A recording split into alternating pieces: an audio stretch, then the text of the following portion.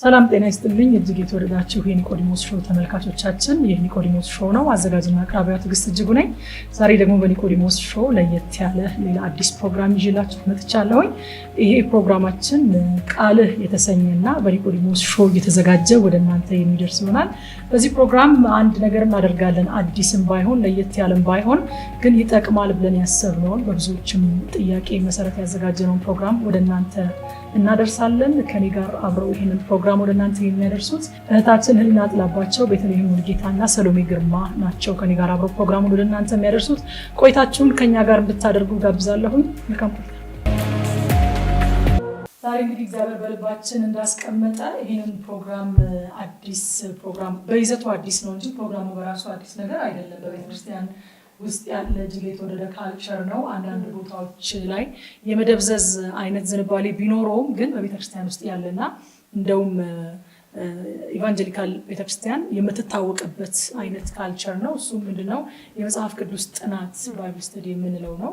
ደስ የሚል የተወደደ ካልቸር ነው። ብዙዎች ስር እንዲሰዱ እንዲጸኑ፣ ከተገልጋይነት ወደ አገልጋይነት እንዲሸጋገሩ፣ ውስጣቸው ያለው ጸጋ እንዲገለጥ፣ በህይወትም እግዚአብሔርን በመምሰልም እያደጉ እንዲሄዱ ብዙዎችን የሚረዳ እየረዳም ያለ ብዙዎች ያደጉበት የተገለጡበት ይዘት ነው። ይሄ የባይብል ስተዲ መጽሐፍ ቅዱስ ጥናት የምንለው አይነት ነገር ማለት ነው። እና ይሄ ነገር ግን በአንዳንድ ቦታዎች የመደብዘዝ ነገር፣ አንዳንድ ቦታ ደግሞ ፍላጎቱ አለ፣ ግን ሰዎች እንዴት እንደሚያደርጉ ያለማወቅ ነገር ስላለ እሱን ነገር እንዴት አድርገን ነው ለሌሎች ሰዎች ማካፈል የምንችለው የሚለውን ነገር ነው እንግዲህ ስንነጋገር የነበረው። እና ለምን ተነሳሳችሁ ይህንን ፕሮግራም የመጽሐፍ ቅዱስ ጥናት እንደዚህ በፕሮግራም ደረጃ ለማቅረብ ለምን ተነሳሳችሁ ለሚሉ ሰዎች እንግዲህ እኛ የተለየ ችሎታና የተለየ ነገር አለን በሚል አይነት መኩራራት ሳይሆን እግዚአብሔር በውስጣችን ባስቀመጠው ነገር ቅናትና ሸክም ነው እኛ ይዘን የመጣ ነውና የሚያስተምረው የሚረዳው ሰዎችን ወደ ማወቅ ወደ መለወጥ የሚያደርሰው መንፈስ ቅዱስ ነው።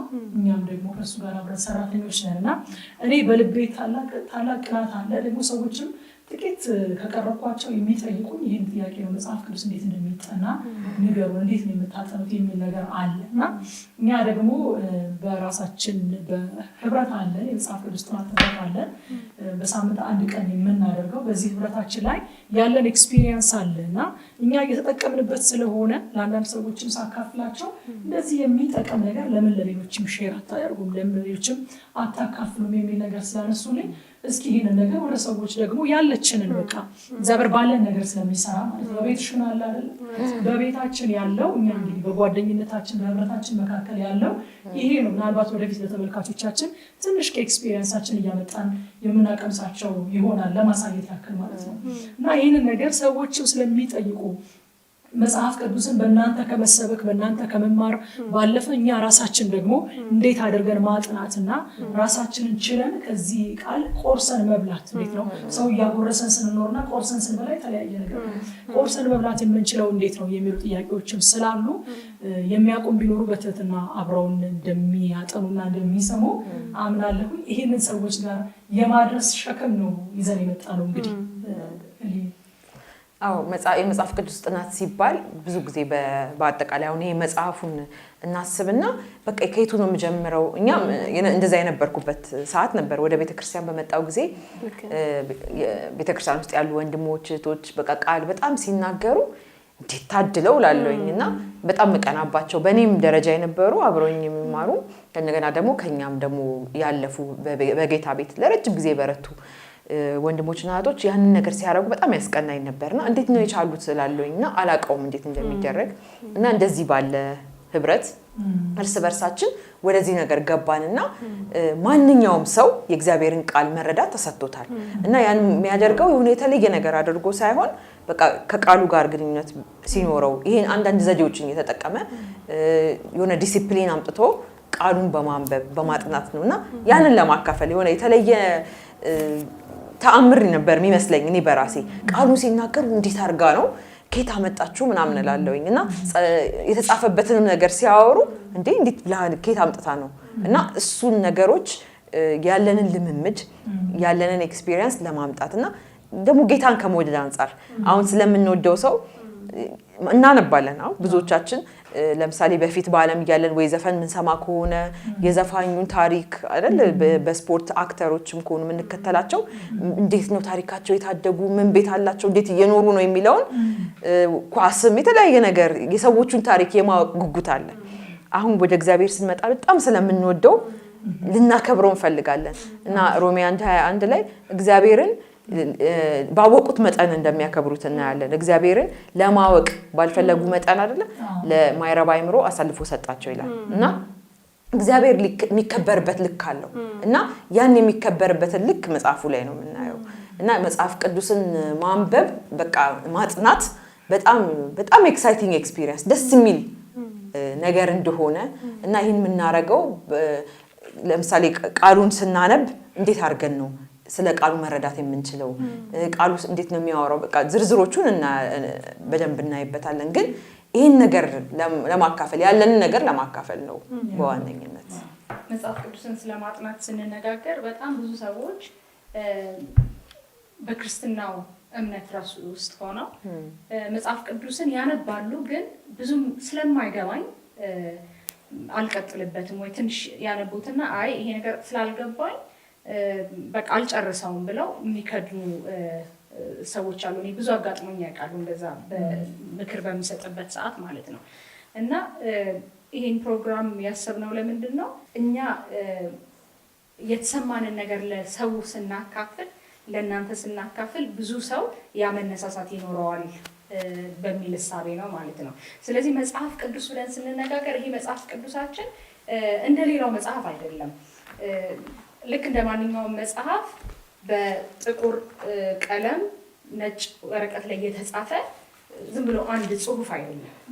መጽሐፍ ቅዱሳችን የእግዚአብሔር ቃል ነው። የእግዚአብሔር ቃል ማለት ደግሞ እግዚአብሔር ራሱ የተናገረው።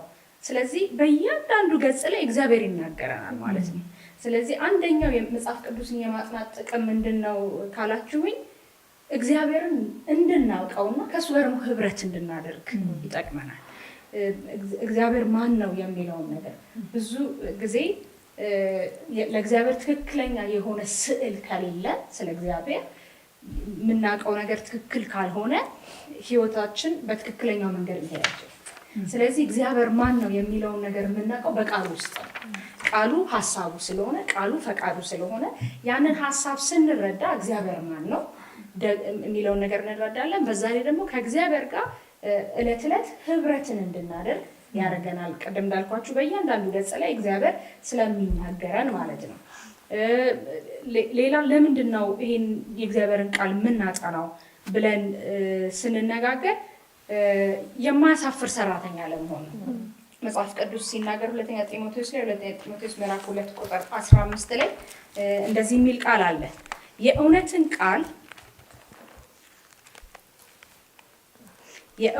ቃል በቅንነት የሚናገር የማያሳፍርም ሰራተኛ ሆነ የተፈተነውን ራስህን ለእግዚአብሔር ልታቀርብ ትጋ ይለዋል። የእውነትን ቃል በቅንነት የሚናገር የማያሳፍር ሰራተኛ። እኛ የእግዚአብሔር ልጆች ነን።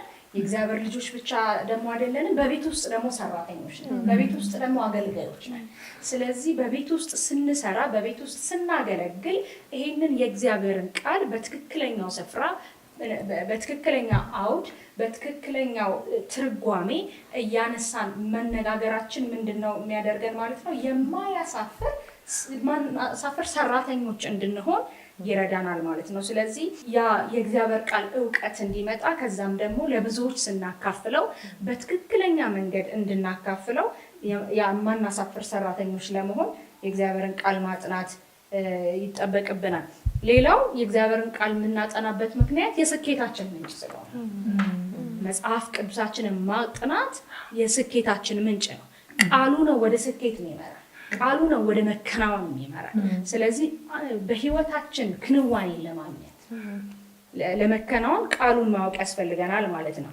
ለዛ ነው ኢያሱ ወልደ ነነዌ ላይ ምዕራፍ 1 ቁጥር 8 ላይ እንደዚህ ይላል፣ የዚህ ሕግ መጽሐፍ ከአፍህ አይለይ፣ ነገር ግን የተጻፈበትን ሁሉ ትጠብቅና ታደርግ ዘንድ በቀንም በሌሊትም አስበው፣ የዚያን ጊዜ መንገድ ይቀናልሃል ይከናወንልህማል እያለ ይናገራል። መዝሙር 1 ላይ ብንሄድ መዝሙር 1 ቁጥር 3 ላይ ስንሄድ ይህንን የሕግ መጽሐፍ በቀንና በሌሊት የሚያሰላስለው ሰው በፈሳሾች ዳር እንደተተከለ እንደሆነ ዕለት ዕለት ፍሬውን የሚሰጥ እንደሆነ በዛም ላይ የሚሰራው ነገር ሁሉ የሚከናወንለት እንደሆነ ያሳየናል። ስለዚህ በህይወታችን መከናወንን ከፈለገን ይህን የእግዚአብሔር ቃል ማጥናት ይጠበቅብናል ማለት ነው። ለምን ካልን የስኬታችን መሰረት የእግዚአብሔር ቃል ስለሆነ እንግዲህ እኛ በምንችለው መልኩ ጌታ ለኛ ባስተማረን ያስተማረን ያህል ለሌሎች ሰዎች ጥቆማ ለመስጠትና መንገድን ለመክፈት ያህል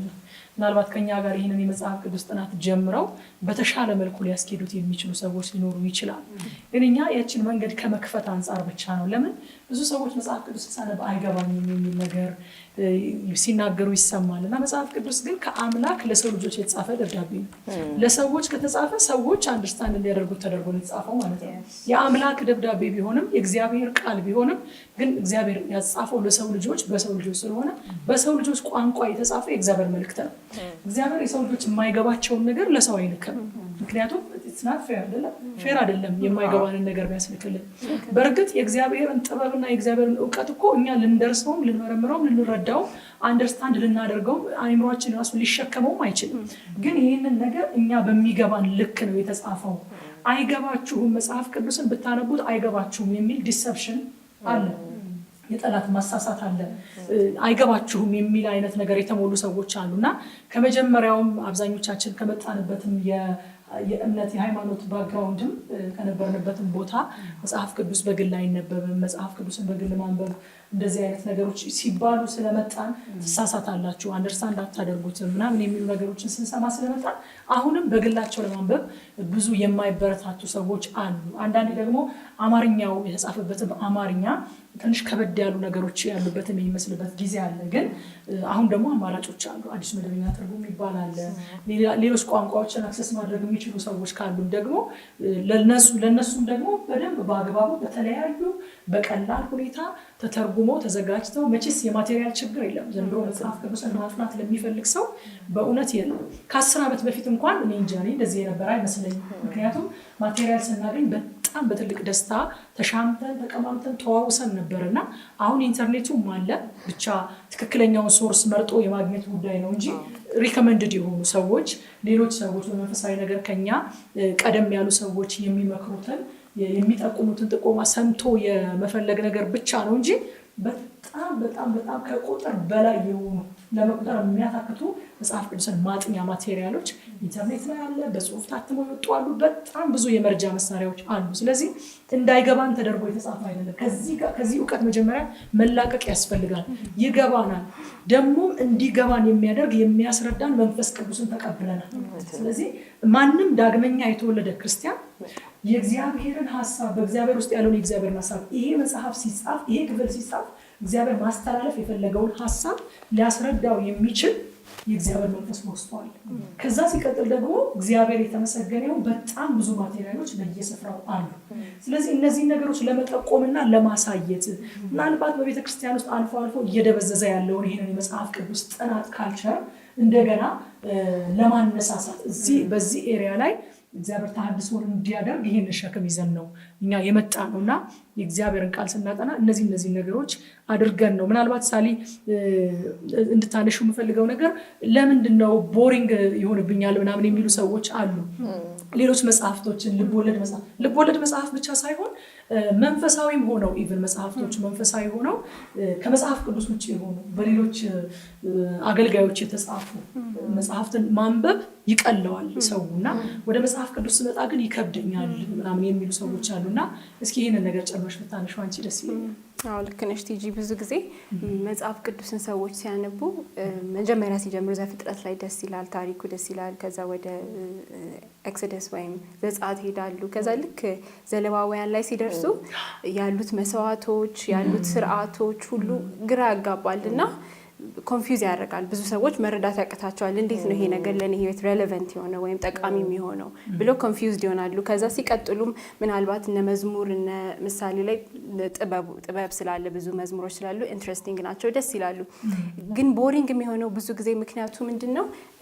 የመጽሐፍ ቅዱስን አመጣጥ ስለማናቅ ነው። ማለት እንዴት ነው አሁን ይሄ መጽሐፍ ቅዱስ የተጻፈበት የራሱ እያንዳንዱ መጽሐፍ የራሱ የተጻፈበት የራሱ ዓላማ አለው፣ የራሱ አውድ አለው፣ የራሱ ኮንቴክስት አለው። ስለዚህ አሁን ለምሳሌ የመጀመሪያዎቹ መጽሐፎች የህግ መጽሐፍት ናቸው። ህግን የሚናገሩ ለእስራኤል እግዚአብሔር የሰጠውን ህግ፣ የተለያዩ ስርዓቶችን የሚናገሩ ናቸው። ከዛ በኋላ ቀጥሎ ደግሞ የታሪክ መጽሐፍት ይመጣሉ። ስለ እስራኤል ታሪክ ከግብጽ ከወጡበት ጊዜ ጀምሮ እስከ ምድሪቷን ፕሮሚስድ ላንዷን ወይም ከነዓንን እስኪወርሱ ድረስ የነበረውን፣ ከዛ ደግሞ የትንቢት መጽሐፍቶች አሉ። ስለዚህ አሁን ብዙ ጊዜ ሰዎች ሙሉን ሲያነቡ መሀል ላይ ይዘበራረቅባቸዋል። ልክ ዘሌዋውያን ጋር ሲደርሱ ወይ ደግሞ መሀል ላይ ትንቢቶች ይመጣሉ፣ የትንቢት መጽሐፍቶች ይመጣሉ። ከዛ እንዴት እንደተገናኘ ይከብደናል፣ ምን እንደሆነ አናቅም። ስለዚህ ምንድነው የእግዚአብሔር ቃል በጣም የሚገርም መጽሐፍ ነው። እንደ ማንኛውም መጽሐፍ እንደ ፊክሽን የሚነበብ መጽሐፍ አይደለም። ልክ መጀመሪያ ህግን ያወራል፣ ታሪክን ያወራል፣ ከዛ ትንቢቶችን ይናገራል። ትንቢቶች ምንድነው መሰላችሁ የሚያሳዩት እግዚአብሔር በዛ ጊዜ ይናገር የነበረውን ነገር ማለት ታሪኩ አለ አይደለ? ደግሞ እግዚአብሔር ምንድን ነበር የዛኔ ሲሰማው የነበረው ወይም ለህዝቡ ምንድነው ማስተላለፍ ይፈልግ የነበረው? ለምሳሌ አሁን አንደኛና ሁለተኛ ሳሙኤልን ብንመለከት የዳዊት ታሪክ ተጽፏል። ስለ ዳዊት ስለ ንግስናው ተጽፏል። ነገር ግን መዝሙር ላይ ስንሄድ ደግሞ ዳዊት የዛን ጊዜ የተሰማው ነገር ለእግዚአብሔር የሚዘምረው ልክ በዛ ጊዜ ንጉስ ሆኖ ሳለ ምንድን ነበር ሲሰማው የነበረው መዝሙር ይገልጽልናል። ወይ ደግሞ ለምሳሌ አንደኛና ሁለተኛ ነገስትን ብናይ ሰለሞን ትልቁ ንጉስ እንግዲህ በጣም ጥበበኛ የነበረው ንጉስ አለና በዛው ጊዜ የመክብብን መጽሐፍ ጽፏል፣ የመኃልየ መጽሐፍ ጽፏል፣ የምሳሌ መጽሐፍ ጽፏልና እነዚህ የሚያሳዩናል ሰለሞን በዛ ጊዜ በንግስናው ጊዜ ምንድን ነበር ሲሰማው የነበረው? ፐርስፔክቲቭ ምንድን ነበረ? ታሪኩን ብቻ ሳይሆን እነዚህ እንደ ኮሜንተሪ ማለት ነው። ተጨማሪ ታሪኩ አለ፣ የእስራኤል ህዝብ ታሪክ አለ። ደግሞ እነዚህ እንደ ኮሜንተሪ ወይም በዛ ጊዜ ሰዎች ምንድን ነበር ስሜታቸው ያብራራል። ወይም እግዚአብሔር ምንድን ነበር ስለነሱ የሚናገረው የነበረውን ይላል። እንዲሁም በደንብ ሰፋ አድርጌ ለማውራት ሌሎች ለምሳሌ ንጉስ ሕዝቅያስ እንኳን ማለት ነው። ንጉስ ሕዝቅያስ በነገስታት መጽሐፍ ላይ ተጽፏል። ግን ኢሳይያስ ላይ ደግሞ ስንመለከት ትንቢት አለ ማለት ስለ እግዚአብሔር ነቢያቱን ያስነሳና እግዚአብሔር በዛን ጊዜ ምን ይናገር ነበር? እሱ ንጉስ ሆኖ ሳለ ምንድን ነበር ኢሳይያስ እየተካሄደ ነበር? ስለዚህ ይሄ አስደናቂ መጽሐፍ ነው። ስለዚህ ዝም ብለን ቀጥ አድርገን የምናነበው መጽሐፍ ሳይሆን ኮሜንታሪዎቹንም አብረን ማለት በዛ ጊዜ እግዚአብሔር ምን ሲናገር ነበር። በኋላ ደግሞ በባርነት ሄዱ እናያለን።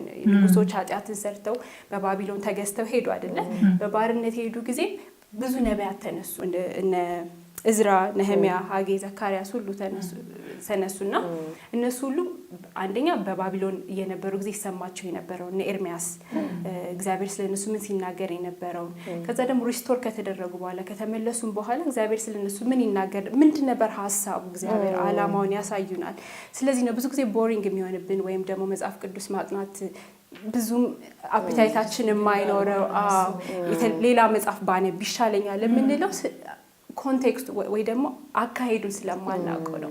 ግን አካሄዱን ስናውቀውና ስንረዳው በጣም ኢንትረስቲንግ ነው። የሚገርማችሁ አሁን መጽሐፍ ቅዱስ ስናይ ከዘፍጥረት ጀምሮ እስከ ሚልኪያስ ነው አይደለም 39 መጽሐፍ። ግን የሚገርማችሁ ታሪኩ የሚያልቀው የነህሚያ መጽሐፍ ላይ ነው ሙሉ ታሪክ። ከዛ በኋላ ያሉት ትንቢቶች በእነዚህ ታሪካት መሀል ይነገሩ የነበሩት የእግዚአብሔርን ሀሳብ ያሳዩ የነበሩ ናቸው፣ የሚሰገሰጉ ናቸው። እና ይሄንን መረዳት ቦሪንግ እንዳይሆንብን ወይም ደግሞ በቃ ሴንስ እንዲሰጠን ያደርጋል። ደስ ብሎን እንድናጠናው በቃ ለካ እንደዚህ ነው ለዚህ ነው ለካ ያልገባኝ እኔ በራሴም ስላየሁት ነው። እና ልክ የታሪኩ አመጣጥ ሲገባንና ምን ከምን ጋር እንደተያዘ ሲገባን በጣም በደስታና እንደውም በጥማት ማጥናት እንጀምራለን። ስለዚህ ይሄ ነው ብዬ አስባለሁ። ብዙ ሰዎች ለመጀመሪያ ጊዜ እንደዛ ነው የሆንኩት። መጽሐፍ ቅዱስ ወደ ጌታ እንደመጣሁ በጣም በቃ እግዚአብሔር የመጽሐፍ ቅዱስ የማጥናት የማንበብ ረሃብ በጣም አስገብቶ ነበርና ያንን ነገር ለማድረግ ያው ካለኝ ረሃብና ጥማት የተነሳ ዝም ብዬ ከዘፍጥረት አንስቼ እስከ ራዕይ ድረስ እየሄድኩኝ አነበዋለሁኝ።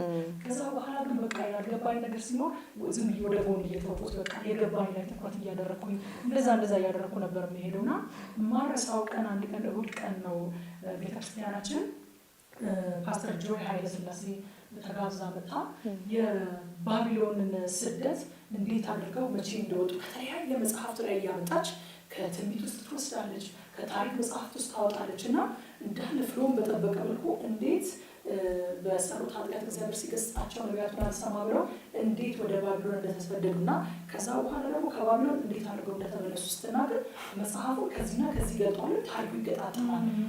የሆነ ነገር መኖር አለበት። እንዴት አድርጋ አገጣጠመችው የሚያሳየኝ የሚነግረኝ ሰው ባይኖርም ግን ጉጉቱ ጥያቄው ነበረኝ እና እንዴት ነው የተቀመጠው መጽሐፍ ቅዱስ? አሁን ቅድም ስታነሹ በጣም ገርሞኛል። የሕዝቅያስን ታሪክ ሳነብ የአሞጽ ልጅ ኢሳያስ ምን አለ ከዛ መልሶ ደግሞ ትንቢት ላይ ሲሄድ ትንቢት ላይ ሲጀምር የአሞጽ ልጅ ኢሳያስ ካየው ይጀምራል እና ሌላ ኢሳያስ ነው እንዳለ የአሞጽ ልጅ ብሎ ራሱ ሌላ ተናግሮታል። እንደገና በዘመኑ የነበሩ ታሪኮችንም እዚህ ጋር ደግሞታል እና ሌላ ታሪክ ነው ወይስ ምንድን ነው? ራሱ ነው የቀጠለ ነው? አንድ አይነት ታሪክ ነው የሚያወራው? እዚህ የተናገረውን ትንቢት እዛ ነገስት ላይ የምናገኘዋለን እና ምንድን ነው ይሄ ነገር ብዬ ግራ አጋባ ነበርና ብዙ ሰዎች ልክ እንደዚህ አይነት ግራ መጋባት ሲገጥማቸው መጽሐፉን ዘግተው ማስቀመጥ ይመርጣሉ። አይገባም ማለት ነው መጽሐፍ ቅዱስ ወደ ማለት ይቀናቸዋል። ከዛ ይልቅ ግን ለምንድን ነው ያልገባኝ ብለን ብንጠይቅ እግዚአብሔር አትጠይቁምና አትቀበሉ ማለት ለሚጠይቅ ሰው ይሰጣል። እግዚአብሔር ሰዎችን ይሰጣል፣ አጋጣሚዎችን ይሰጣል። ያ አጋጣሚ ለኔ ትልቅ መፈታት ሆነልኝ። በቀጥታ ፓስተሬ ጋር ሄድኩኝና ለምንድን ነው እሷ እንደዚህ አገጣጥማ ከዚህና ከዚህ መጽሐፍ አምጥታ ገና በጌታ ልጅ ነኝ እንደዚህ ስታደርገው ተገጣጠመ ስለው ሰጠኝ። እንዴት መጽሐፍ ቅዱስ በታሪካዊ አመጣጡ የተቀመጠው አሁን የተቀመጠው በምን እንደሆነ እንዴት ማጥናት እንዳለብኝም ነገረኝ። በክሮኖሎጂካል ኦርደሩ ማጥናት እንዳለብኝ ሊስቱን ሰጠኝና ያንን ይዤ ሳጠናው የታሪኩ ፍሎ እንዳለ ተገጣጠመልኝ። ቻፕተሮች ሳይቀሩ መጥተው የሆነ ምዕራፍ ውስጥ ይገባሉ እና ያ ነገር ትልቅ መፈታት አድርጎልኛል ለእኔና ይህንኑ በቃ አምሹር ተመልካቾቻችን ይህንን ቪዲዮ ይህንን ፕሮግራም የሚከታተሉ ሁሉ እንደዚህ አይነት መፈታት እንደሚሆንላቸው በእንደዚህ አይነት ጥያቄ ውስጥ በእንደዚህ አይነት ጭንቀት ውስጥ ያሉ ካሉ በቃ በእግዚአብሔር ቃል ላይ ጊቭ አፕ ያደረጉ ሰባኪ ቢሰብከኝ ይሻለኛል፣ አስተማሪ ቢያስተምረኝ ይሻለኛል እያሉ በጉርሻ ብቻ ለመኖር የወሰኑ ካሉ ከዚህ ነገር የሚወጡበት ይሆንላቸዋል ብዬ አምናለሁ። ለእኔ የሆነልኝ እንደዛ ስለሆነ ማለት ነው። ብዙ ጊዜ መጽሐፍ ቅዱስን ስናነብ ትጋት እንዳለው አናስብም። ማለት እኔ አሁን መጀመሪያ የሚመስለኝ የነበረው በቃ ሰዎቹ እንደዛ የተቀበሉ ነበር የሚመስለኝ። በቃ እንደዛው እንደሆኑ እንጂ ማስበው የሆነ ጥረት አድርገው አሁን እንደምትሉት መጽሐፍትን የፈተሹ እንዴት ነው የሚገጣጠመው በሆነ ዘዴ ታሪኩ እንዴት ፍሰት አለው ይሄ እንዴት ይዞ ይሄዳል የሚለውን ነገር አላቅም ነበር እና ብዙ የምናረገው ነገር ማንበብ ነው እንጂ ማጥናት አይደለም። አንደኛ ጢሞቴዎስ ምዕራፍ 4 ቁጥር 13 ላይ ሄደን እናንብብ። እንግዲህ ጳውሎስ ጢሞቴዎስ የሚያሳስበው ነገር ነው። እስክመጣ ድረስ ለማንበብና ለመምከር ለማስተማርም ተጠንቀቅ ይለዋል እና እንግሊዘኛው ላይ ሪድና ስተዲ ብሎ ከፋፍሎ ነው የሚያየው ማለት ነው። ትጋ ነው የሚለው። ስለዚህ ትጋት አለው ማለት ነው። አንደኛ ትጋት አለው። ትጋቱ ደግሞ ማንበብና ማጥናት ይለያያል። አሁን ብዙ ጊዜ አመታዊ ጥናቶች አሉ በየቤተ ክርስቲያኑ፣ ጥሩ ነው። እሱም በጣም የሚደገፍ ነገር ነው። ግን ብዙ ጊዜ ሰዎች ከማጥናት ይልቅ ማንበብ ስለሆነ የሚነበበው ደግሞ ትኩረት ተሰጥቶት ኢንቴንሽናሊ ምን ይላል የሚለውን ነገር ሳይሆን በቃ ዝም ብሎ ያን ነገር ለማንበብ እንደውም 50 ቻፕተር አነበብኩ እንደዚህ ጥሩ ነው። በፍጥነትም ማንበብም ጥሩ ነው። የሚሰጠን የራሱ የሆነ ነገር ጥቅም አለው። ግን ደግሞ ትኩረታችን ሰብስበን ያ መጽሐፍ ምንድነው የሚያወራው የሚለውን ነገር በደንብ አስረግጠን እያየን እንደዚህ ባሉም የመጽሐፍ ቅዱስ ጥናቶች አንዱ ከአንዱ ደግሞ በመማር ልምድ በመቀያየር የተለያዩ ኮሜንታሪዎችን በመቀያየር እንደዚህ የሚል እኮ ነገር አለ፣ እንደዚህ የሚባል አጠናን አለ፣ አፕሊኬሽን ላይ ደግሞ ጥሩ የሆነ ይሄ የማጥኛ ነገር አለ ብሎ እነሱን ሁሉ በመቀባበል ማጥናት አለ።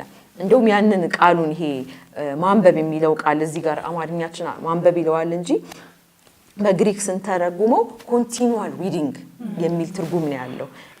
ደጋግሞ ማንበብ፣ ያለ ማቋረጥ ማንበብ እና ደግሞ ፕሮፐርሊ በጥንቃቄ በትክክል ማንበብ። አሁን ስናነብ ዝም ብለን በፍጥነት የምናነብ የችኮላ ነገር ከሆነ በትክክል ቃሉ ምንድነው ለማለት የፈለገው የሚለውን ነገር አናገኘውም። ስለዚህ ያንን ነገር ለማግኘት ግን ምን ማድረግ አለብን? ደጋግመን እንደገና ትኩረት ሰጥተነው በትክክል እናነበዋለን ማለት ነው። ሌላው ምንድነው የዚሁ ቃል ትርጉም ማንበብ ማጥናት የሚለው ቃል ትርጉም ያን ኤክስፒሪየንሱን መኖር ይላል ማለት በዛ ነገር ውስጥ ገብቶ ኤክስፒሪየንስ ማድረግ ወይም ያንን ነገር መለማመድ ቃሉ የሚለውን ነገር እና በተደጋጋሚ ያን ነገር ማንበብ በድግግሞሽ ማንበብ እና ለምሳሌ አንብቤዋለሁ እኔ በቃ የዕብራውያን መጽሐፍ አንብቤዋለሁ በቅርብ ነው ያነበብኩት ምንለው ነገር አይደለም ሁሉ ጊዜ ደጋግመን ማንበብ አለብን ማለት ነው እና በተለያዩ ዘዴዎች ማንበብ የምንችለውን ሁሉ ነገር በማድረግ መትጋት ሁለተኛ ቅድም ያነበብሽው ቃል 2:15 ላይ ጢሞቴዎስ ላይ እንደዚሁ ተመሳሳይ ትጋ ነው የሚለው እና ትጋት እንዳለው እኔ ደግሞ የተማርኩት ነገር ይሄን ነበር ሳይ በጣም ትጋት አለው እንደውም ቲጂ ሼር ታረጋው ትችላለች በጣም ከኔ በለጠ ደግሞ ከሷ ጋር የሚቀራረቡ ጓደኛችን እንደዚሁ አብራን መታጠናለች ነበረች የተለያዩ ዘዴዎችን በመጠቀም ህይወቷን ሰታ በጣም ኮሚትድ ሆና ዲቮትድ ሆና በቃ በጣም የተሰጠች የመጽሐፍ ቅዱስ አንባቢ አጥኚ ነበረችና በጣም ያስቀና ህይወት ነበራት በዚህ ከሷ የተለማመድነው የወረስነው ብዙ ነገር አለ ደብተር አዘጋጅታ መጽሐፉን እንደምታጠናበት ዘዴዎች አሏት የትኛው መጽሐፍ እንደምታጠና ምን ማስረጃ እንደምትጠቀም ትጋት አለው እና ያ ትጋት ደግሞ በጣም ደስ የሚል ሪዋርድ አለው በጣም ብዙ ነገሮችን እናገኝበታለና ትጋት እንዳለው ያየውበት እንደውም አሁን ትኩረት ማለት ትጋት አለው ትጋት ብዙ ጊዜ አሁን ትምህርት ሲሆን ዩኒቨርሲቲ የሚሆን ተማሪዎች ስንሆን ትምህርት ያለብንን ትምህርት በትጋት ነው አይደለም እናጠና በተለይ ፈተና ደረሰ ሲባል ማታም አምሽተን ይሁን እናጠናለን አይደል ብዙ ጊዜ መጽሐፍ ቅዱስ ግን እንደዛ የሚጠና አይመስለንም በቃ ይሄ ቅዱስ መጽሐፍ ስለሆነ ከሌል ማለት ሱፐርናቹራል መጽሐፍ ስለሆነ እንዲሁ ስናነበው የሚገባ ይመስለናል በአይምሮአችን ማለት ነው ግን ትኩረት የሚያስፈልገው ጥናት የሚያስፈልገው ነው ማለት ለትምህርት ለምንማረው ትምህርት ወይም ለምንሰራው ስራ እንደምንተጋው እግዚአብሔርን ቃል ለማጥናት መትጋት አለበት ስለዚህ አሁን ለምሳሌ ትምህርት እንኳን ባይገባን ወይ አሁን እንግዲህ ኢንተርኔት በጣም አክሰሰብል ስለሆነ ማለት ነው ኢንተርኔት ላይም ቢሆን እንፈልጋለን መጽሐፍቶችን እንፈልጋለን ሰውን ጠይቃለን ምክንያቱም ፈተና ማለፍ ስለምንፈልግ ወይም ጥሩ ሰርተን ማለፍ ስለምንፈልግ በስራችንም ማለት ነው በትጋት ያንን ነገር ለማግኘት እስከምናገኘው ድረስ አናቆም አይደለ የእግዚአብሔርም ቃል እንደዛ ነው ልክ ነው የእግዚአብሔር ትንፋስ ያለበት የእግዚአብሔር መንፈስ ያለበት መጽሐፍ ነው ነገር ግን በናቹራል ማይንዳችን ማለት አእምሮአችንን ተጠቅመን በትጋት ማጥናት አለብን ሌላ ትምህርት እንደምናጠናው ስራችንን በትጋት እንደምንሰራው ማጥናት አለብን እንደውም አንድ ወደ ምሳሌ ምዕራፍ 4 ቁጥር 20 ላይ ብናነብ ስለ ትኩረት የሚናገረው ነገር አለ ምሳሌ ምዕራፍ 4 ቁጥር 20 ጀምሮ ልጄ ሆይ የምነግርህን አስተውል ቃሌንም በጥንቃቄ አድምጥ ከእይታ አታርቀው በልብህም ጠብቀው ለሚያገኘው ህይወት ለመላው የሰው አካልም ጤንነት ነውና ይላል እና ይሄ ቁጥር 20 ላይ የሚለው ልጄ የምነግርህን አስተውል ቃሌንም በጥንቃቄ አድምጥ ይላል እንደውም እንግሊዘኛው incline your ears ነው የሚለው ጆሮን አዘንብል ማለት እንዲበል ማለት ሳይሆን በደንብ ፎከስ አድርግ attention set በቃ አሁን መጽሐፍ ቅዱስ ሳነብ ስልኬንም አልይዝም ሌላም ዲስትራክት የሚያደርገኝ ነገር አላረግም ቲቪን ከፍቼ አይደለም ማጠናው በቃ attention ሰጥቼ ፎከስ አድርጌ ቃሉን በትኩረት እና በትጋት ነው ማጠናው በቃ ልክ አሁን ፈተና ሲደርስ ወይ ላይብረሪ እንሄዳለን አይደለ መረበሽ ስለማንፈልግ ትኩረት ስለምንፈልግ ልክ እንደዛው የእግዚአብሔርን ቃል ስናጠና በጥንቃቄ ማድመጥ አለብን የሚነግረን ነገር እግዚአብሔር የሚነግረን ነገር ማስተዋል አለብን ስለዚህ ትጋት የሚለው ላይ በቃ ትኩረት በጣም አስፈላጊ ነገር ነው ሙሉ አቴንሽናችንን አይምሮአችን በሌላ ነገር ሳይያዝ የእግዚአብሔር ላይ ቃል ላይ ትኩረት አድርገን መስማትና ማዳመጥ አለብን ይሄንን የእግዚአብሔርን ቃል ሳያውቁ መሰማራት ልክ አሁን ሳሌ እንዳለችው አንድ የስራ ድርሻ አለን በዛ ስራ ድርሻ ላይ ግን መሳሪያችንን ሳንይዝ ወደ ስራ መሄድ እንደማለት ነው ለምሳሌ አንድ አናጺ ቤት ለማነጽ የሚያስፈልጋቸው መሳሪያዎች አሉ እና ቤት ለማነጽ ሲነሳ ወይም ደግሞ ወደ ስራው ሲሄድ መሳሪያዎቹን ይዞ ነው የሚንቀሳቀሰው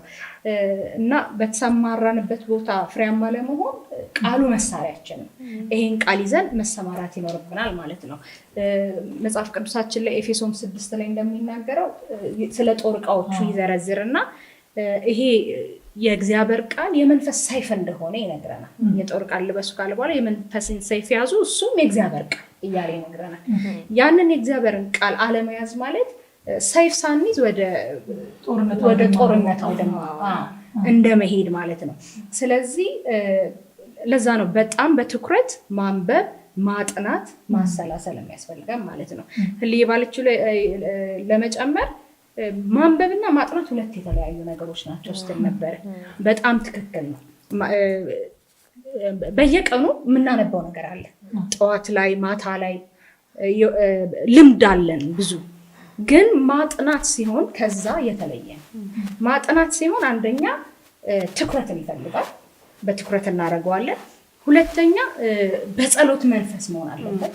ምክንያቱም የሚረዳን መንፈስ ቅዱስ ነው። የቃሉን ፍቺ የሚያበራልን እዛ ቦታ ያለውን ነገር የሚያስረዳ መንፈስ ቅዱስ ስለሆነ በጸሎት መንፈስ ውስጥ ሆነ አቴንሽን ሰጥተን ልናጠናው ይገባል ማለት ነው። ብዙ ጊዜ ሰዎች የሚሳሳቱት አንዱ ስህተት ምንድን ነው? መጽሐፍ ቅዱሳቸውን ከማጥናት ይልቅ ስለ መጽሐፍ ቅዱስ የተጻፉ ደጋፊ መጽሐፍቶችን ማንበብ ይቀናቸዋል። ያ ግን ትክክል አይደለም። ምክንያቱም ዋናውን ነገር ካላወቅ ነው እነዛ ደጋፊ መጽሐፍ ስለ መጽሐፍ ቅዱሱ ትክክለኛውን ነገር ይናገሩ፣ ትክክለኛውን ነገር አይናገሩ፣ የምናውቀው ነገር አይኖርም ማለት ነው። ስለዚህ ለህይወታችን ሁል ጊዜ መርህ መሆን ያለበት ወይም ደግሞ እንደ ቱንቢ የምናስቀምጠው አንድ መሰረት ሲሰራ ልኬቱን ትክክል ለመሆኑን ለማወቅ ቱንቢን እንደምንጠቀም እንደዛ የህይወታችን ቱንቢ መሆን ያለበት መጽሐፍ ቅዱስ። መጀመሪያ መጽሐፍ ቅዱሱ ካለን ስለ መጽሐፍ ቅዱሱ የተጻፉ የተለያዩ ሰዎች የታላላቅ እግዚአብሔር ሰዎችን መረዳት ስናነብ እኛ መጀመሪያ ያለን ነገር ስላለ ይሄ ትክክል ነው፣ ይሄ ትክክል አይደለም ብሎ ወደ መመዘን እንድንመጣ ያደርገናል ማለት ነው።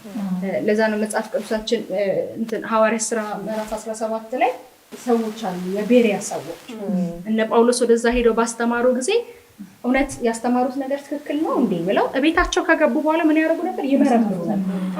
መጽሐፍትን ወደኋላ እየተመለሱ ዛሬ ጳውሎስ ያለው ነገር ትክክል ነበር፣ ያስተማረን ነገር በእውነት እዚህ ላይ አለ፣ ትክክል ነው የሚለውን ነገር ማየት ይችሉ ነበርና በጣም አንደኛው ምንድነው ሰው መጽሐፍ ቅዱሱን ከድኖ ግን ስለ መጽሐፍ ቅዱስ የሚያወሩ ሌሎች መጽሐፍቶችን የማንበብ ነገር ነው ማለት ነው። ሌላውና ሁለተኛው ደግሞ መጽሐፍ ቅዱስን ስናጠና ዝም ብለን መጽሐፍ ቅዱስን ብቻ ማጥናት ኮሜንታሪዎች ያስፈልጉናል። አውዱ ምንድን ነው የሚያወራው? ስለምንድን ነው እየተናገረ ያለው? ያን ጊዜ ካልቸሩ ምን ነበረ? የጻፈው ጸሐፊ በምን እሳቤ ጽፎታል? ይሄን ነገር ሲጽፍ አይምሮ ውስጥ የነበረው ነገር ምንድን ነው የሚለውን ነገር ማስተዋል ያስፈልገናል ማለት ነው።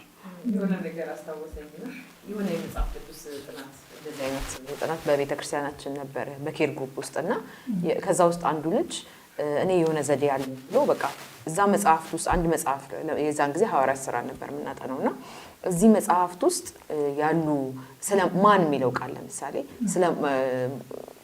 በዝርዝር እዛ ውስጥ የተጠቀሱ ሰዎችን በሙሉ አውጥቶ መጽሐፍ ከዛ ለማን ከዛ ምን እነዚህ መልሶች መመለስ አለ እና ሰው ሁሉ በቃ እንዴ ይሄ ሰውዬ ምንድነው የሚለን ምናምን ብሎ በቃሽ ግን ሞክረው ተባለ እና ስንጀምረው ቀላል ነው የሚመስለው ማለት መጀመሪያ በቃ ይሄ እንዴት ነው ሰው ሁሉ በቃ አሰልቺ ያለ ይሄ በጣም ኤሌመንተሪ ሆኖበት ነው አልፈልግም ሲል የነበረው ከዛ ያን አንድ ምዕራፍ ነው እናነበው በዛ ያን ምዕራፍ እስከ ተወሰነ ክፍልና በቃ ያንን ነው የምንሰራው ማን ነው ምንድነው ለምን ጥያቄ ነው የምንመልሰው ለምን ሲል ምክንያት በሙሉ አውጥተን እንጽፋለን ማን የሚለውን የተጠቀሱ እዛ ውስጥ የተጠቀሱ ግለሰቦችን ሰዎችን ህዝቦችን ምናምን ሁሉ አውጥተን እንጽፋለን በኋላ ያንን ነገር አድርገን ምንድነው የተጠቀመን አይረሳም እንደዛ አውጥተን ስለጻፍን የትኛው ምዕራፍ ጋር ማን ምን እንዳለ እሱ ጋር አይደለም ብለን መናገር ቻለን ማለት ነውና ዘዴዎቹ እንደዚህ አይነት ቀላል ነገሮች ሊሆኑ ይችላሉ እና እሱን በተደጋጋሚ ስናደርግ በደንብ ያንን ሐዋርያት ሥራን ይዛን ጊዜ ስናጠና በጣም ነው የጠቀመን ወደ አፕሊኬሽንም ስንመጣም እንደዚሁ እንጽፋለን እና እያንዳንዱን እየጻፍን እናጠና ነበረ ግን መጀመሪያ ስናደርጋቸው በቃ የተለያውን የምንጠብቀው ወይ ምንድነው ተጨማሪ መጽሐፍት ወይ ልዩ እይታ ለማየት እንደ ቤቲስት እንደነበረው ደግሞ ሳናነብ ወይ ሌላ መጽሐፍት ኢምፕረስ የሚያደርጉና አይዲያዎች ማንበብ እንደዛ በጣም ስለለመድን ግን ልጁ እንደዛ ሲለን ብዙ ያላስተዋልነውን ነገር ማን ብለን እንደ ግለሰብ ሳናያቸው ወይ እንደ ህዝብ ሳናያቸው የቀሩ ሰዎችን በጣም እንድናስተውል አድርጎናል። እንትን አይደለም እኮ አሁን መጽሐፍ ቅዱስን ስናስበው ተፈጥሯዊ ነገር አለው፣ ለዕለ ተፈጥሯዊ ነገር አለው አይደለም። እነዚህ ሁለቱን ነገሮች አያይዘን ነው ማሰብ ያለብን፣ ለያይተን የምናስበው ነገር አይደለም። መጽሐፍ ቅዱስ ለዕለ ተፈጥሯዊ ወይም ሱፐርናቹራል መጽሐፍ ነው። ያንን ግን በተፈጥሯዊ መንገድ ደግሞ እናጠናለን። ሱፐርናቹራል የሆነ እርዳታ ከመንፈስ ቅዱስ እንቀበላለን። ናቹራል የሆነውን ትጋት ደግሞ እኛ እንተጋለን። በምናገኘው ነገር ሁሉ አክሰስ ልናደርገው በምንችለው ነገር ሁሉ እየተረዳን መጽሐፍ ቅዱስን እናጠናለን። ይህንን ነገር መጽሐፍ ቅዱስ ይደግፈዋል ወይስ ዲስከሬጅ አድርገዋል? አሁን ብዙ ጊዜ መጽሐፍ ቅዱስን እንደዚህ በተለያዩ ታሪካዊ ዳራው፣ አመጣጡ፣ ለማን የተጻፈው፣ ዋና ሀሳቡ ምንድን ነው፣ በጊዜው የነበረው የተፈጠረው ችግር አዲስ ማድረግ የተፈለገው ነገር ምንድን ነው፣ ጸሐፊው ማን ነው፣ ሲጽፍ የነበረበት ሁኔታ የት ነው ምናምን እያለን በምናጠናበት ሰዓት አንዳንድ ሰዎች መንፈሳዊ እንዳልሆነ አድርገው ይቆጥራሉ። እና እባክሽ ዋና መገለጡ ነው፣ እባክህ ዋናው የሆነ እንትኑ ማግኘቱ ነው ምናምን ነገር የሚሉ ነገሮች እንትን ያሉ። ሬማ ነው ዋናው። ሲጀመር ሎጎስ በሌለበት ሬማ ሊኖር አይችልም። ሬማ ማለት እኮ አዲስ ነገር መፍጠር ሳይሆን የነበረውን ነገር መግለጥ ማለት ነው። መገለጥ በራሱ እኮ ቃሉ የሚያሳየን ተሸፍኖ የነበረን ነገር ግን ያለን ነገር መግለጥ ነው እንጂ አዲስ ነገር መፍጠር አይደለም። አሁን በዘመናችን ግን እየታዩ ያሉ መገለጦች ሳይሆን መፈብረኮች ናቸው።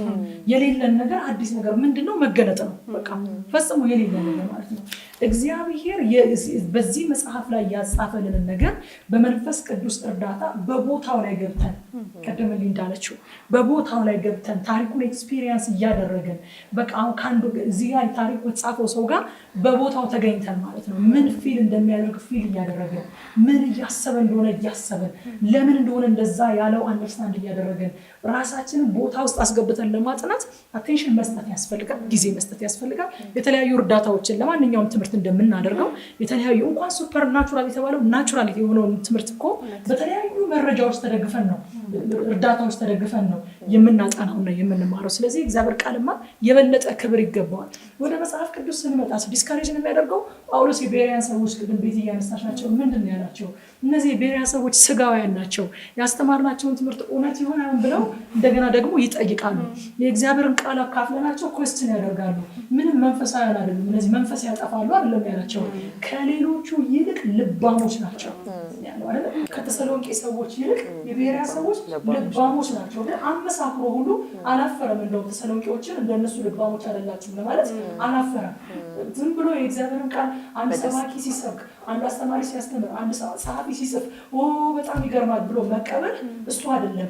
ይሄ ነገር እንደ እግዚአብሔር ቃል እንዴት ነው ብሎ መመርመር ልባምነት ነው። መጽሐፍ ቅዱስ ልባምነት ብሎ አፕሪሼት የሚያደርገው የሚያደንቀው ነገር ነው። ስለዚህ መጽሐፍትን መመርመር ሊደነቅ የሚገባው ሊበረታታ የሚገባው እንደውም ከተደበቀበት ሊወጣ የሚገባው ካልቸር ከደበዘዘበት ሊደምቅ የሚገባው ካልቸር።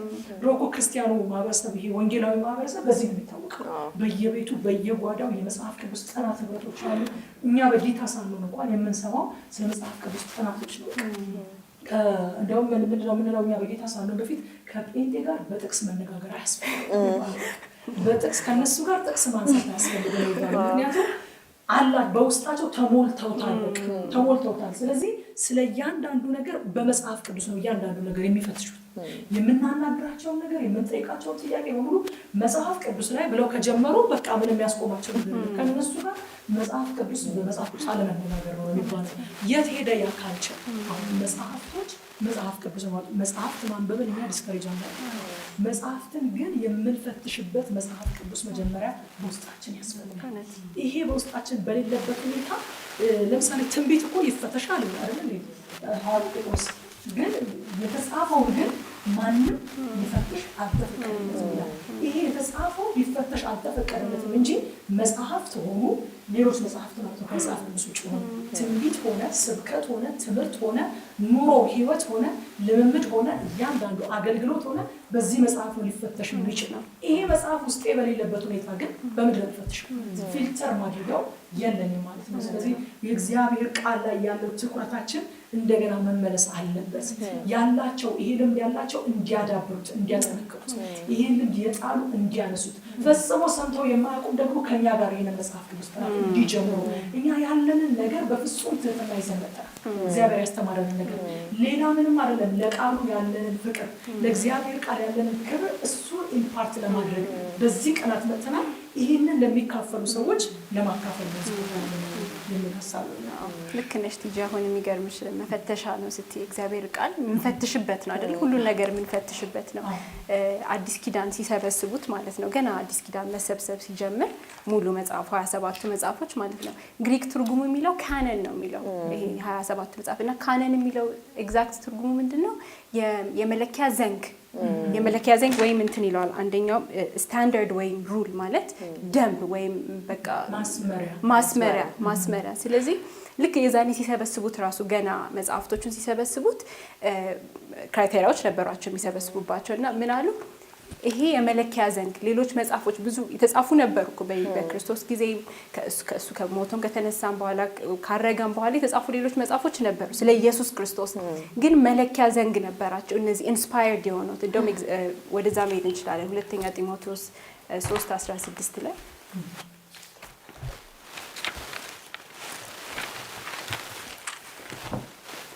ቅዱሳት መጽሐፍት ሁሉ የእግዚአብሔር መንፈስ ያለባቸው ናቸው፣ ለማስተማር፣ ለመገሰጽ፣ ለማቅናት፣ በጽድቅ መንገድ ለመምከር ይጠቅማሉ። ይኸውም የእግዚአብሔር ሰው ለመልካም ስራ ሁሉ ብቁ ሆኖ እንዲገኝ ነው። ስለዚህ ይሄ መጀመሪያ የሚለው ቅዱሳት መጽሐፍት ሁሉ የእግዚአብሔር መንፈስ ያለባቸው ናቸው ይላል። ቅዱሳት መጽሐፍት በሙሉ እነዚህ 66ቱ መጽሐፎች የእግዚአብሔር መንፈስ ያለባቸው ናቸው። እንዲሁም እንደው በጳውሎስ ሲጽፍ የሚያወራ የነበረው ስለ አዲስ ኪዳን ነው። ስለ ብሉይ ኪዳን አዲስ ቃል በሙሉ እግዚአብሔር መንፈስ ያለባቸው እግዚአብሔር ትንፋስ ያለባቸው ናቸው። እንደውም ግሪክ ወርዱ የግሪክ ቃሉ ትንፋስ ጋድ ብሪትድ ይለዋል። እግዚአብሔር የተነፈሰበት ቃል ይላል እና ይሄ መጽሐፍ መለኪያ የሚያደርገው ወይም ማስመሪያ ዘንግ የሚያደርገው እግዚአብሔር ራሱ ትንፋስ ራሱ እግዚአብሔር መጽሐፍ ብቻ ሳይሆን ስናነበው መንፈስ አለው።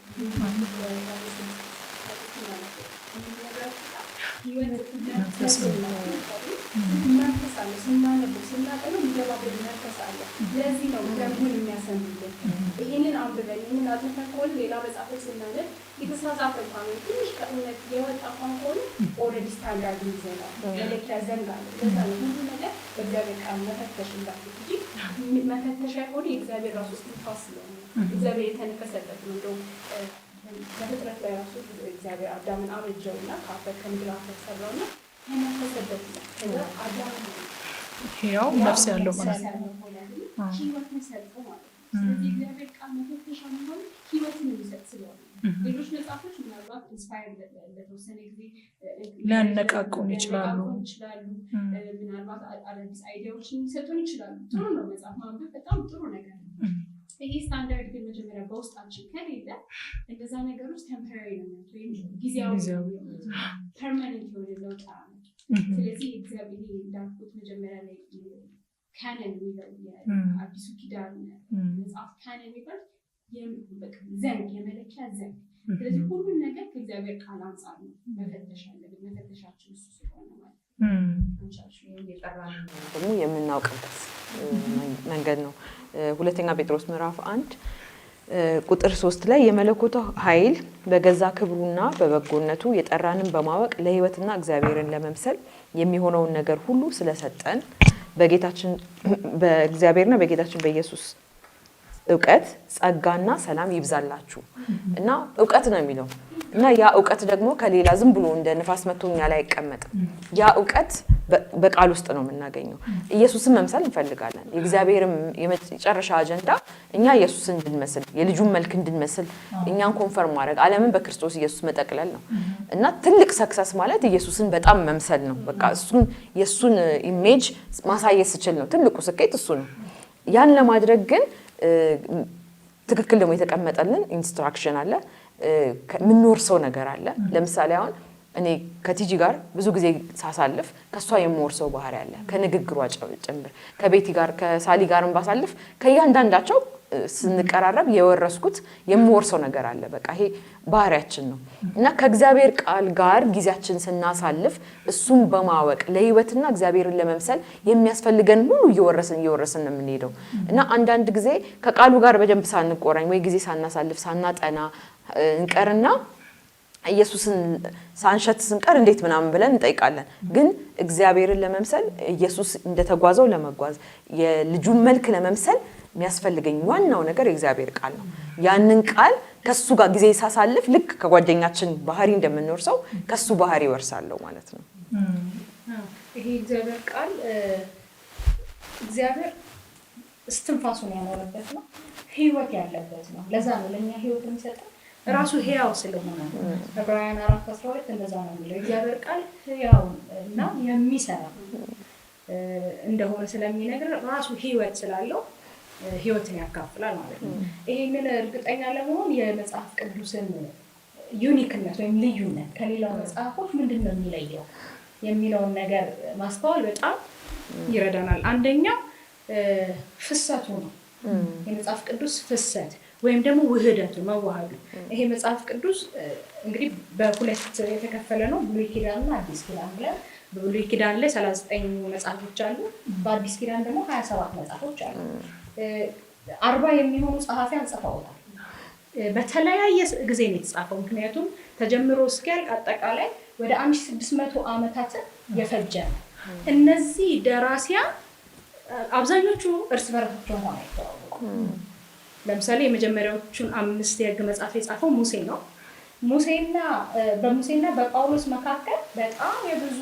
ዓመታት እድሜ ጋፕ አለ እና በስጋ እንኳን ተያይተው የማይተዋወቁ 40 የተለያዩ ጸሐፊዎች ጽፈውት ግን የሚጣረስ ነገር የለም የሚጋጭ ነገር አናገኝም መጀመሪያ የተነገረው ነገር መሃል ላይ ሲጸና እናየዋለን መሃል ላይ የተነገረው ነገር መጨረሻም ላይ በደንብ ሲፈጸም እናየዋለን ምንም የሚጣረስ ነገር አለመኖሩ እንዴ ይሄን ነገር እውነትም አንድ መለኮት የሆነ ከሰው አቅም በላይ የሆነ አይምሮ ጽፎታል ብለን እንድናስብ የሚያደርገን አንዱ ለዛ ነው እና መጽሐፍ ቅዱሳችን እነዚህ 40 ሰዎች ይጻፉት እንጂ በመንፈስ ቅዱስ ታነባው መጽሐፍ ዋናው ጸሐፊው እግዚአብሔር ራሱ መለኮት ኦተሩ ራሱ እግዚአብሔር ራሱ ነው ሌላ ከሌላው መጽሐፍ ልዩ መሆኑ የምናስብበት እንትን አለመሰልቸት አንድ መጽሐፍ ብታነቡ ፊክሽን ሊሆን ይችላል በጣም ወደድኩት የምንለው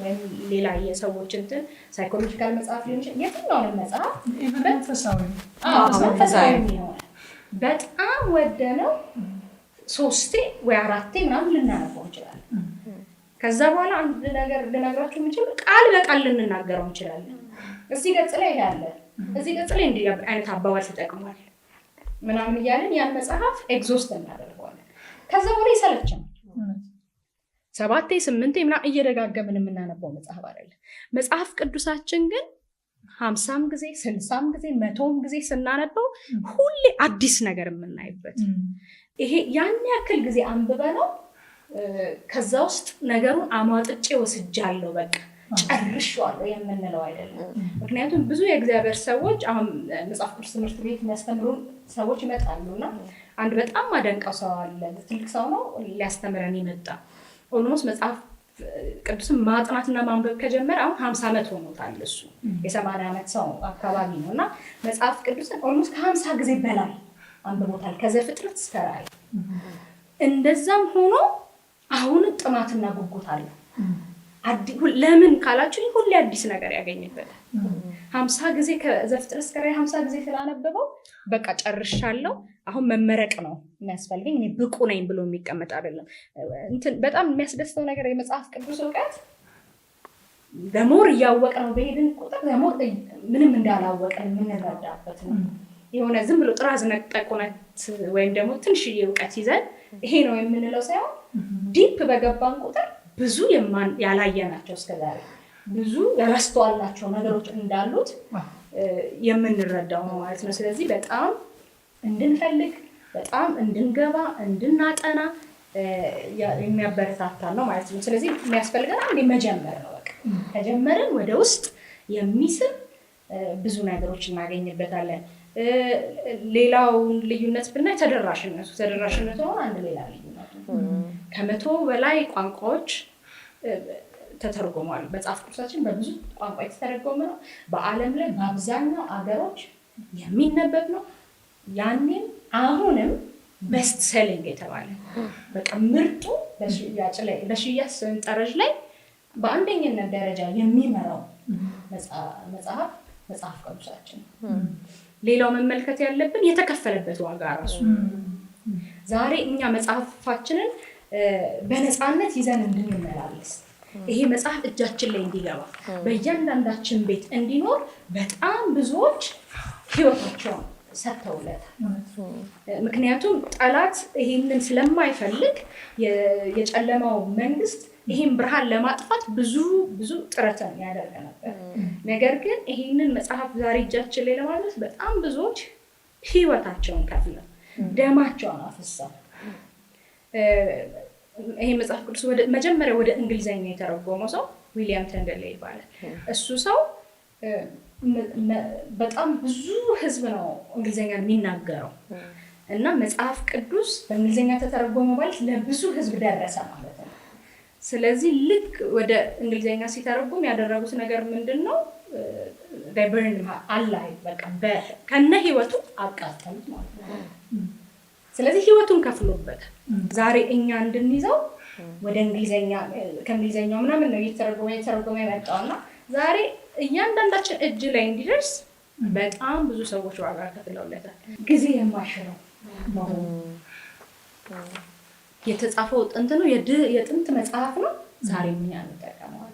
ዛሬም ለእኛ ምግባችን ነው። ልክ እንደ ዳቦ ማለት ነው። ዳቦ የጥንት ምግብ ነው አይደል? የጥንት ምግብ ነው። ዛሬም ግን ዳቦን እንመገባለን። ልክ እንደዛ ሌሎች መጽሐፎች አውትዴትድ ይሆናሉ። ልክ ጊዜ ሲቆይ ከሆነ ጊዜ በኋላ እንጠቀምባቸው ነገራቸው ፌል ያደርጋል፣ ያረጃል፣ ይጣላል። መጽሐፍ ቅዱሳችን ግን እንደዛ ነው። ዕለት ዕለት በቃ አዲስን ነገር የምናገኝበት ዕለት ዕለት ህይወታችንን የምንመሰርትበት መጽሐፍ ነው ማለት ነው። ሌላው ደግሞ በጣም የሚያስደንቀው ነገሩ በጣም ብዙ የተፈጸሙ ትንቢቶችን የያዘ መጽሐፍ ነው። በጣም ብዙ ሰዎች ትንቢትን ጽፈናል ብለው በጣም ብዙ መጽሐፍ ጽፈዋል። በ2012 ምድር ትጠፋለች። ከዛ ያ መጽሐፍ ተጽፎ በጣም ተቸብችቦ ነበረ። ብዙ ሰው ገዝቶት ነበር። 2012 መጣ፣ አለቀ። ምድር አልጠፋችም። ራሱ ጸሐፊው በ2013 ምድር ትጠፋለች ብሎ ሌላ መጽሐፍ ጻፈ። እና እንደዚህ አይነት በጣም ብዙ ያልተፈጸሙ ፕሮፌሲዎች ባሉበት ዓለም ላይ መጽሐፍ ቅዱሳችን ግን በጣም ብዙ የተፈጸሙ ትንቢቶችን የያዘ መጽሐፍ ነው። ለዛ ነው ከዚህ በኋላ ላሉ ትንቢቶች እናምነዋለን። ገና ወደፊት የሚፈጸሙ ትንቢቶች አሉ። አንዳችም አንጠራጠርም አይፈጸሙ ብለን። ለምን ካላችሁ እስከ ዛሬ ድረስ ተፈጽሞ ያየናቸው ትንቢቶች ስላሉ ማለት ነው። ስለዚህ ይሄ መጽሐፍ ቅዱሳችን ከሌላው መጽሐፍ በጣም የተለየ ዋጋ ያለው ክብር ልንሰጠው የሚገባ ማለት በቀላሉ እጃችን ላይ ስለገባ ቀላል ነገር እንደሆነ ማሰብ የለብንም። ደህንነታችን በቃ በጸጋ ነው፣ ነፃ ነው ምናምን ስንባል ለእኛ ነው ነፃ። ለእግዚአብሔር ነፃ አልነበረ። አንድያ ልጁን አስከፍሎታል። እግዚአብሔር ዋጋ ከፍሎበታል። ስለዚህ ዛሬ እኔ በነፃ ማግኘቴ ሌላ ሰው አልከፈለበትም ማለት አይደለም። ብዙዎች ደም ከፍለውበታል፣ ብዙዎች ህይወታቸውን አጥተውበታል። እና ይሄ መጽሐፍ በጣም መጠናት ያለበት መታወቅ ያለበት መጽሐፍ ነው።